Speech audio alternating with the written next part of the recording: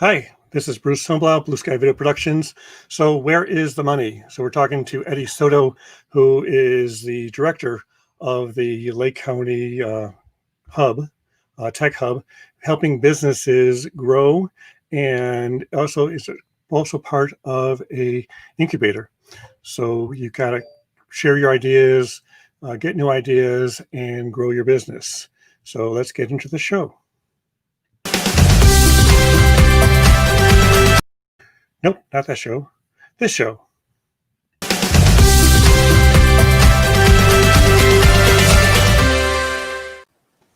Yeah, you get those two intros right next to each other, and you leave one left over from last week, and you hit the wrong button. So, Eddie, it's great seeing you again. The last time I saw you must have been like 2 years ago in person. Lake Forest, if I remember. We were warming up the Deer Path Inn and just catching up on a lot of things. Yeah, great to see you again. So things have changed. You've gotten into more activities over the past year and a half, 2 years. Your previous life, which is still hanging on, is a web developer and business consultant, which kind of led you into this tech hub incubator. Exactly. So let's talk about that a little bit. What is it, and it's basically primarily Lake County, Illinois, but you also, because it is online now, other people beyond the borders of Lake County, Illinois can get involved. Exactly. It's I assumed the position. First off, thanks for having me. I appreciate the invitation and the opportunity to be on your program. Congratulations on your show. I'm hearing great things, Bruce. So good for you in that regards. I assumed the position of the director for the Lake County Cup in July of 2019. So we're going about a year and a half into that. I come certified as a CBDA, which is a certified business development advisor recognized by the state of Illinois. I also have credentials in SBA 7J and government contract negotiations.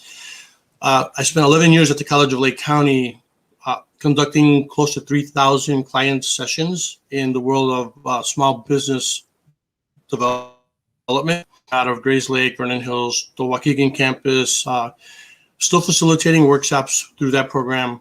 Got 24 years of pharmaceutical research experience, background in corporate business management, and then owning my own company for 15 years. So I don't come into this having read it from a book. I actually run a small business as well. So there's a lot of real life experiences that I take from that to what I'm doing now with the Tech Hub and the Incubator. Yeah, I think that usually helps. A lot of the people I've coached over the time as well is like, okay, let's read a book about how to do this. And then it's like, well, you can't really read a book on how to ride a bicycle. Exactly. That's why I feel not just qualified, but I'm proud of the community passion on seeking opportunities, especially this day and age with the culture of work from home and folks being furloughed and losing their jobs. I think we just lost you. And business. So are you on a secure Wi-Fi or a high-speed Wi-Fi? Because you seem to be breaking up a little bit. Oh, I'm sorry. I hope that doesn't continue here. Because usually, I first looked into the computer, it defaulted to my 2.4 megabit, and I upgraded to the to 5. So as long as you look fine now, you look good. Okay. But I just minimized a couple of things on my screen. I've got like a cockpit set up here, so I'm sorry. Yeah, that was another thing is usually with if you're streaming live, don't have 32 windows open or tabs open. Way more than that. Sorry. Okay, I got you. Okay, so how do people get involved? I mean, we really haven't gotten that much into what the hub is. And let me pull that up real quick. So here's a website, and the website is the UB or the hub lc.org, right? That is it. That is it. So the hub is it's an operation that supports entrepreneurship, business development opportunities, and it just takes students, startups, entrepreneurs, folks seeking a change in career, and folks that have an existing business that want to expand their operation or improve their operation. So we offer a wide range of workshops and online one-to-one consulting, small business get-togethers, training programs, and we have 11 subject matter experts on staff in various disciplines: legal, for law, accounting, for the budgeting and such, insurance specialists, bank managers, bank presidents, and folks that are well-versed on how to apply and successfully attain grants. So funding experts are a big part of business success these days. And so are these people volunteers, mentors, or are they getting paid? They're mentors and volunteers. We're grant funded, so a lot of them own their own businesses, and they just bring their talents and their expertise to our program. And so how does one get involved with volunteer? Actually, let's start with how does one get involved to take advantage of your services? And do you have to be in Lake County to take advantage of it? Well, we offer programs, and the best way is to engage, as you and I both know, to not sit on the sidelines kicking tires and to be lurkers, so to speak, but to actively reach out, ask questions, participate in conversations, offer what you offer. And if you're interested in taking a product or a service or an invention to market, what better way than to seek out resources where we have a proven track record of assisting those by way of leading them to how best to organize your permits, licenses, your registrations, to secure the right type of insurance for your business, to get licensed, to get bonded. These are all elements that when you see businesses fail, usually it's because they don't pay attention to those important details. So what we do is through our program, it's calculated, it's proven, it's vetted, and we have a lot of folks that have shown success through graduating through our program. So I want to say hi to our people watching. Hi, Kellen, and hi, Eric.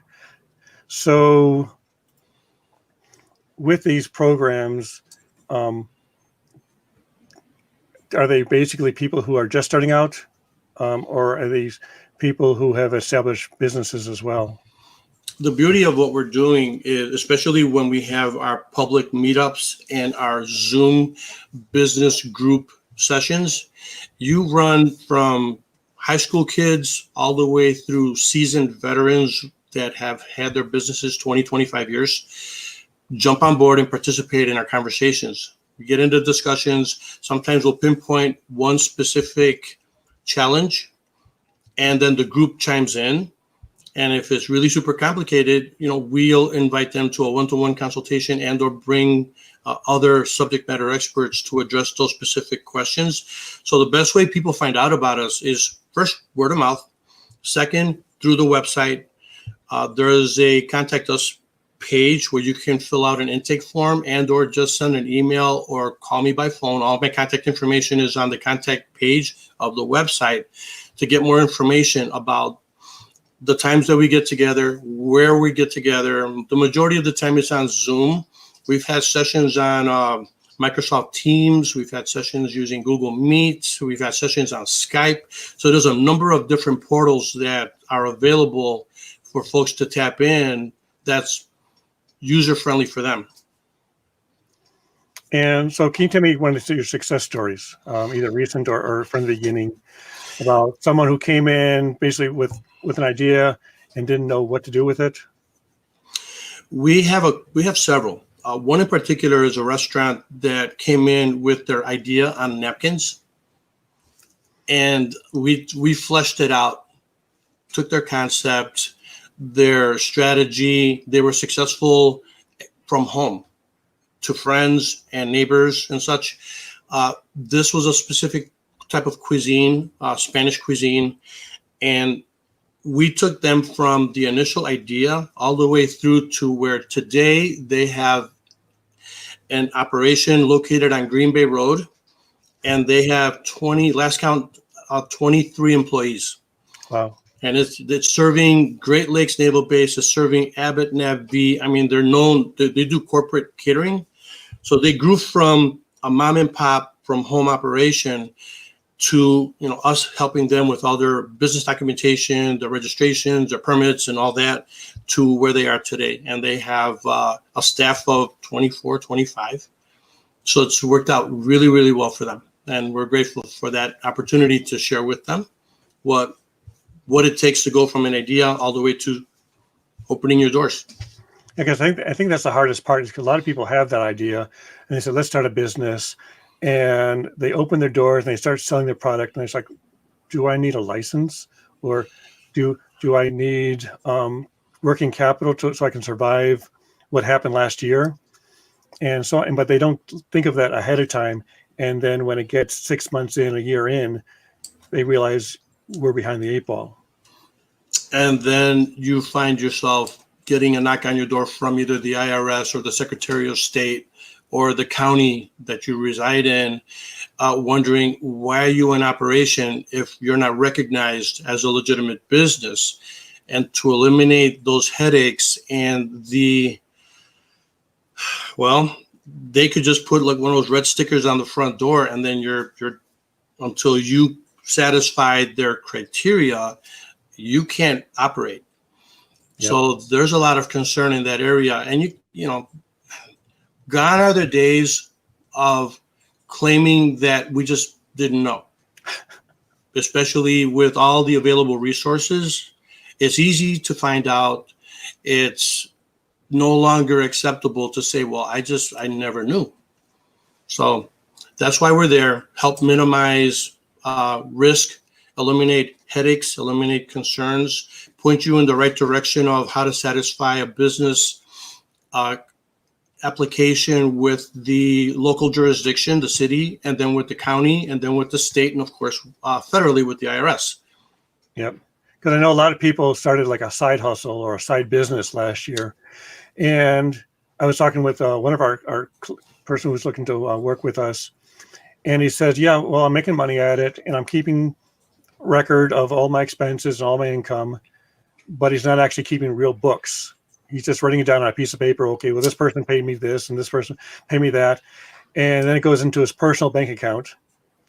And it's like, I was explaining to him, because I've got a background in accounting as well and tax accounting. Yep. And was starting to explain to him, you have to create a business entity if you're going to be running a business. The worst thing, again, is to get caught commingling. That's not necessarily a dirty word, but it's a word you don't want to use. Or a word you don't want to have in any conversation with anybody in that world. So commingling, for those who don't know, I'm sure everybody does know, commingling is what? Tapping into personal funds and or tapping into business funds and marrying the two, and not keeping clean, separate books between personal financial activities and business activities. It's really hard when the IRS decides to audit you and they see that kind of a messy level of bookkeeping. It's hard to defend. Usually leads to penalties and fines and just an expensive experience that nobody wants to go through. So your background isn't necessarily law or accounting. What is your background? My background is in biochemistry. Spent 24 years in pharmaceutical research, a Fortune 500 company that some around here might know of. Was involved in some high-level programs back in the day. My formulation development, IV solution prep, just a lot of toxicity, efficacy, and that type of experimentation. But I learned a lot about being precise, being super careful, double and triple checking your numbers. Because imagine something that goes into a human that isn't what is supposed to be going into the human. Disastrous results can occur, right? So I learned a lot about precision, and they say in business that just sort of kind of build it and then throw it out there. Yeah, there's something about that, but the businesses that succeed are the businesses that pay attention to detail, that don't skimp corners, that don't, well, I'll get back to that later. Let's just go ahead and do this thing. If you do it right the first time, you minimize, again, headaches, stress, concerns, and you're viewed as a responsible member of the business community in the eyes of the city, the state, your county, nationally and internationally even. If you decide to go into import-export, other countries will tap into your resources and buy your products and use your services if they see that you've complied with your government statutes and their regulations. They're more prone to reaching out to you to do business with them overseas. So if you work with those clients as well, those import-export, because our business, we're in video production, and I just started working with a couple clients in Europe, which I've never done before until Excellent. last year. Is there anything else I should be looking out at that, or should I be talking to anybody overseas about rules and regulations? Well, I have good friends in the International Trade Center arena locally that are established experts in that field. And again, that goes into my subject matter experts list. We have folks that are well-versed in international trade, and they know for each country has a specific set of statutes, bylaws, regulations, mandates, and the things to keep you in line with them and just keep everybody satisfied. At the end of the day, if they see you respect what their laws are and you work in conjunction with what their expectations are, you'll be fine with that country. So I've got like 3 more questions all in a row, but I'll ask you one at a time. Sure. First of all, how did you go from biochemistry into website design? I mean, is that a logical progression of someone's talent? That's a great question. As part of my experience in the corporate world, since I was very active in sports from very young. Played ice hockey in Chicago, went up through the ranks, high school, college, and all. And when I got into the corporate world, they didn't have a hockey program. So long story short, I helped through the assistance of the local sports and activities department within that company, put together a hockey program.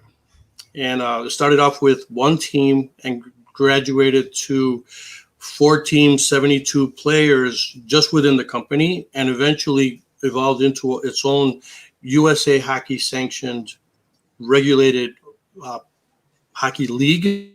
And I went from player to captain of a team to commissioner of a league. So with that said, our team didn't have a web presence. This is late 90s. So, this was back in the rudimentary Netscape days. So I put together a basic website just to offer schedules, standings, action pictures, some game information, just basic stuff, right?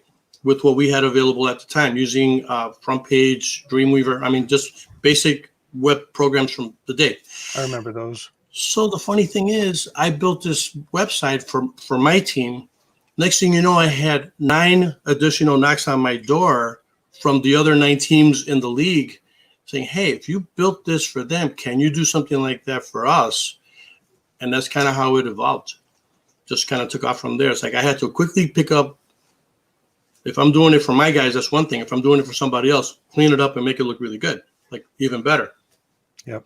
So that's where I developed my love affair with online communications through the use of websites initially. And then when social media came on, like gangbusters around 2004, 2005, I quickly jumped into that arena because I realized this is the future. And the future is happening in front of us. The infant days of Twitter and FaceTime, Facebook, LinkedIn wasn't around as of yet, but you could see the power of communication. Plurk was a big one back in the early days. So there's just a lot of power in expanding your reach through these types of channels. So as a business owner, how much does a business owner need to know as an entrepreneur?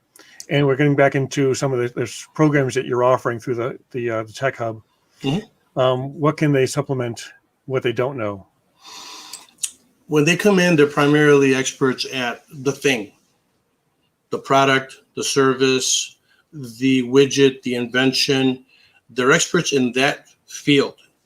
They're not experts on how to apply for a registration to satisfy a local business organization, such as your city hall, your chamber of commerce, your secretary of state.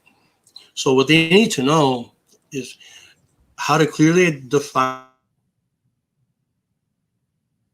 I think we lost you again. For your ideal target customer, because initially you want to put it out there and sell billions of them to everybody, but that's not how it usually works. You satisfy your ideal initial client base, and then from there you can tweak and edit as people come in and say, well, I love what you're doing here, but can it also do this for me? And a lot of times that's where it takes your idea, your product, from here to expanding it to satisfy additional queries that come your way. So there's a lot involved with making sure you clearly define it, making sure that it's taking good care of your initial customer base, because when you take care of one, you know how that goes. Viral buzz will take you from one happy customer to 3, who then tell 7, and then before you know it, that's where you've got your tribe, your passionate ambassadors, those that are users that come back time and time again to buy the next thing that you're offering as you expand your operation. So these are the conversations that we have, is like, well, this is successful. Now how can we go from here to here to here? So let's take a look at the site again. So you've got the different areas of the site: services, membership, and contact us. You also have sponsorship you were talking about. We have strong relationships with organizations in the area. Yes.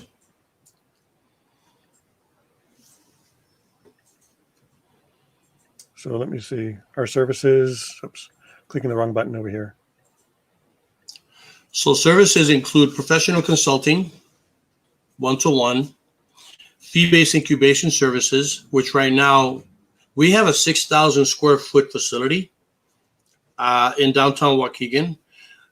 Presently, it's not open to the public, but it's as the restrictions from COVID-19 start to ease because of the success of the vaccine and people becoming more responsible with social distancing and masks, sanitizers, and things like that. Our facility is sanitized weekly, so we're very comfortable with how it's ready for public access once we get that formal yes, you can. We have space for about 100 for drop-in co-working. We have space for between 16 and 24 incubators that have more hands-on, easy access to subject matter experts that are available on site. We have 4 tiers on the website as far as memberships are concerned. They go from daily drop-in to weekly to monthly to a yearly contract kind of thing. Professional mentorship is available, fee-based incubation services, and permanent and semi-permanent desk space. We have office areas downstairs and upstairs in our facility.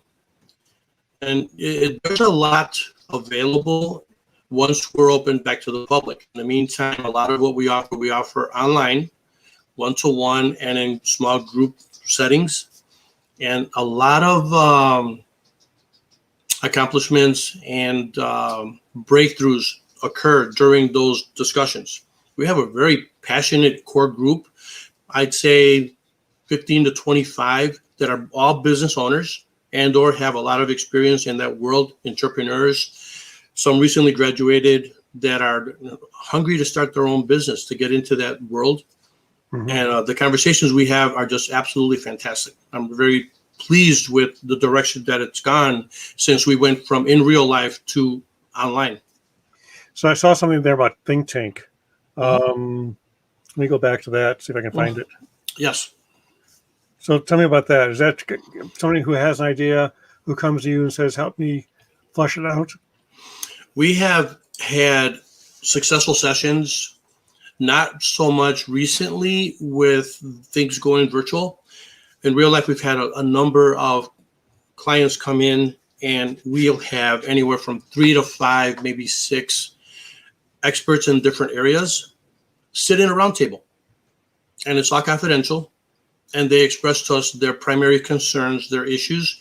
And we get into a think tank setup where we'll break down the problem, and then we'll offer suggestions and then provide assignments.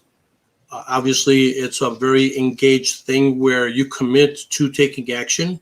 Otherwise, you're wasting everyone's time, and that's not good for anybody involved.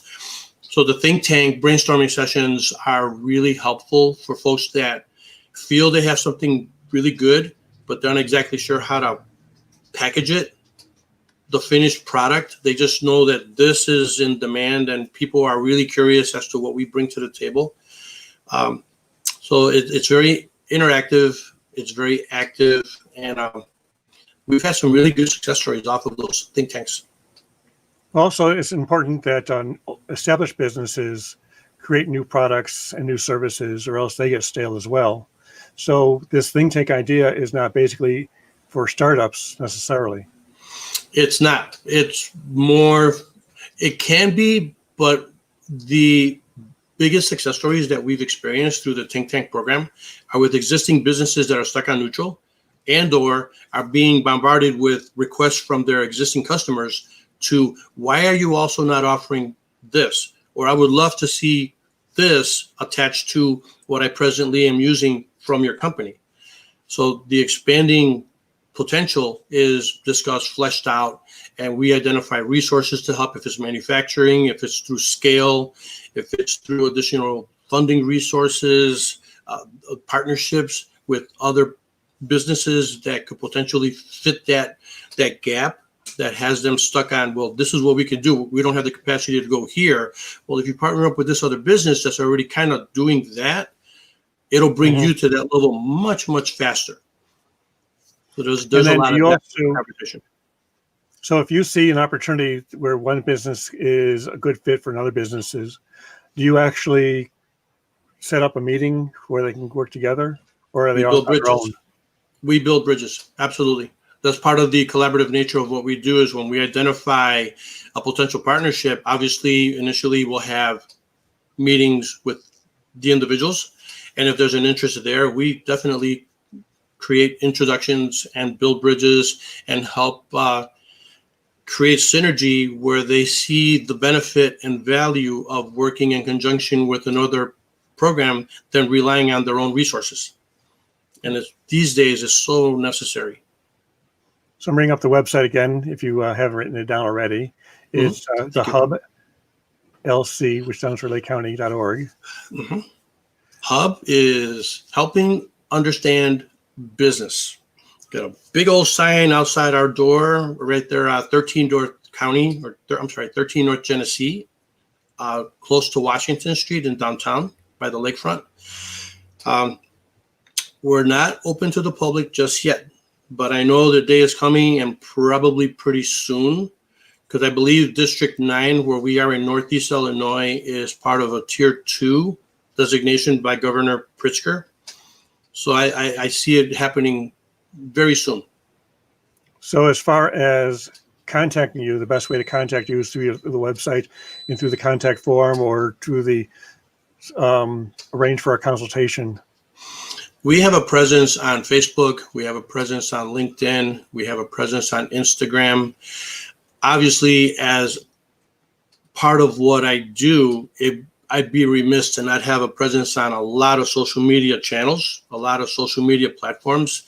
So just either plug in hashtag LCTH for Lake County Tech Hub, or hashtag ES Online, because I'm known as ES Online or ES Online Biz on a lot of these channels as well, which is my global communications agency.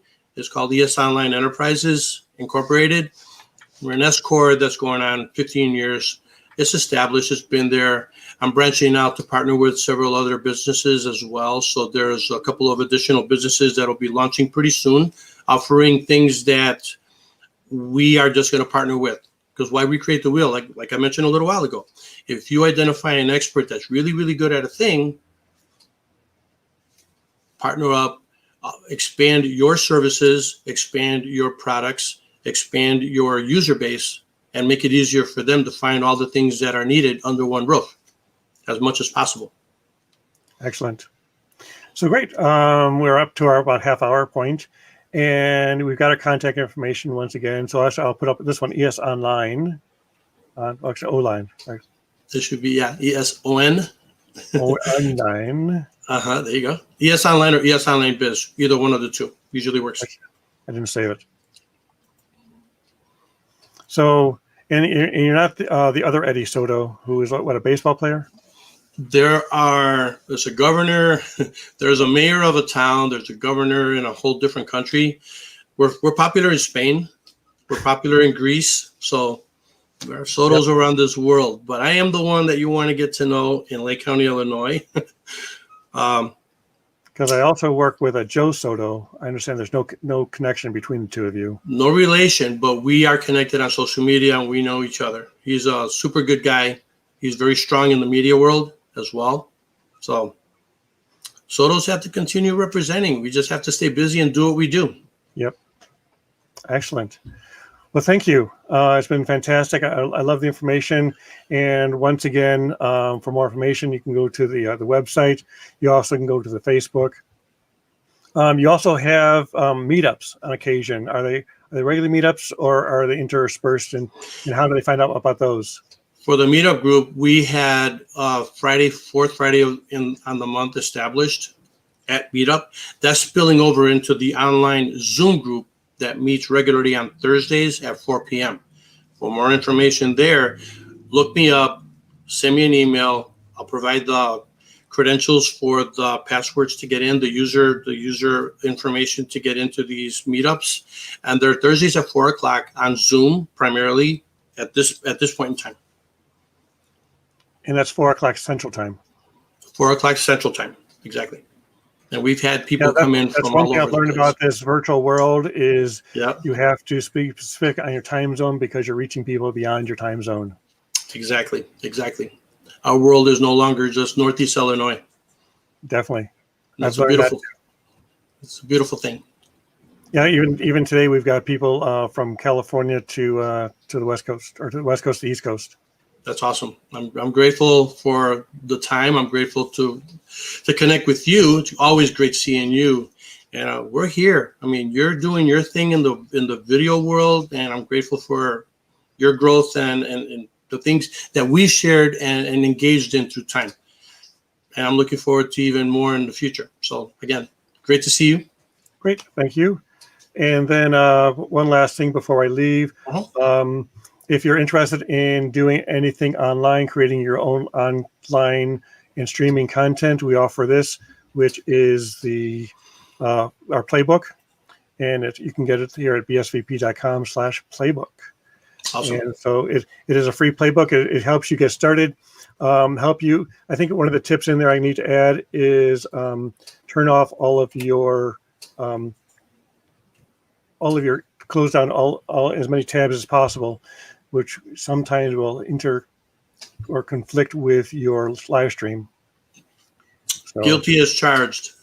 And I think I closed down half of them on this computer and I left them open on the other computer.